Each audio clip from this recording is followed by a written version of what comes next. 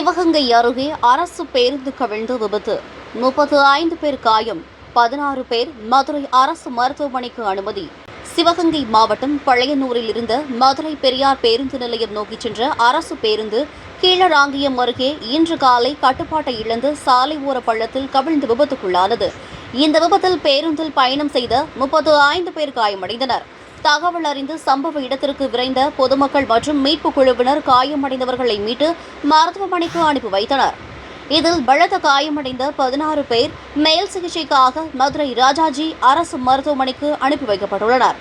மற்றவர்களுக்கு திருப்புவனம் அரசு மருத்துவமனையில் சிகிச்சை அளிக்கப்பட்டு வருகிறது.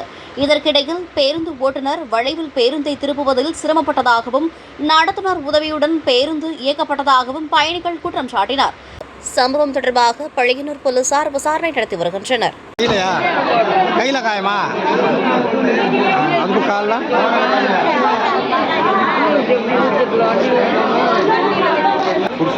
எங்க இருந்து வரீங்க? சரி, என்ன நடந்துச்சு? கடவுள் வண்டி திரும்ப மடக்க முடியாமல் கண்ட்ரேட் எடுத்து இது எங்கே நடந்தது? பழையனூரில் நடந்தது. அப்புறம் திருப்பி போயினா அலவனாரில் வர கண்ட்ரேட்டு தான் ஓட்டுறாரு.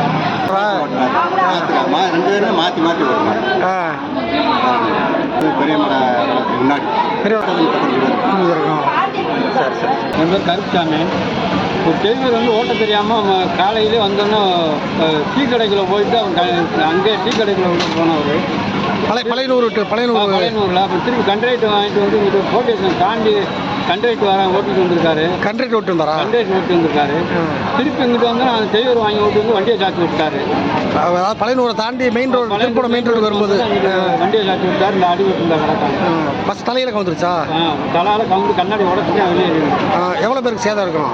அது 10-20 பேருக்கு மேலே இருக்கும். சேதம் இருக்கும்ல? கூட இருக்கும். அது மதுரை ஆஸ்பத்திரிக்கு 16 பேர் அழைச்சிருக்காங்களாம்ல? மாதிரி